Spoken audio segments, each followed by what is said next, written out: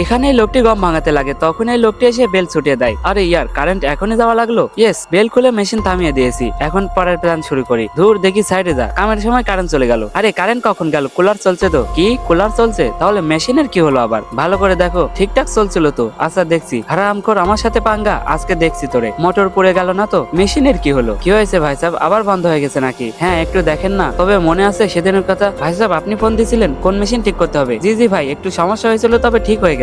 আচ্ছা ভাই, আমি তো সেই শহর থেকে তেল খরচ করে আসছি, আমাকে তেল তোলার কিছু টাকা দেন। আরে ভাই, কিসের টাকা দেবো? তুই তো কামই করিস নাই। আরে ভাই, মজুরি চাচ্ছি না আপনার থেকে, সেই অত দূর থেকে আসছি। হন্ডা পানিতে চলে না, তেলে চলে ভাই। কিরে ভাই, তুই আমার কাম করছিস, তোরে টাকা দেবো? যা এখান থেকে। ভাই অনেক টেনশনে ছিলাম, খারাপ ব্যবহারের জন্য মাপ চাই। আমার মেশিন ঠিক করে দাও, 2000 টাকা দিতে হবে। আচ্ছা ভাই, 2000ই দেবো, ঠিক করো। ঠিক আছে, আমার জন্য চা আর বিস্কুট নিয়ে আসো। আচ্ছা, এ তো 2 সেকেন্ডে ঠিক করে দেবো। তখন লোকটি বেল্ট তুলে দেয়। এই নাও ভাই তোমার চা, দেখে নাও ভাইয়া, তোমার মেশিন ঠিক হয়ে গেছে। এই তোমার 2000 মজুরি, আর 500 দেন। এই নাও ভাই সাহেব, আমার এই 500 টাকাই দরকার, আর 2000 রেখে দেন। বুঝলাম না কিছু। আমি বলছি, প্রথমে তোমার কাছে আসছিলাম 500 টাকার তেল খরচ করে, এই 500 টাকাই এখন উসুল করলাম। তোমার মেশিনে কোনো সমস্যাই নাই।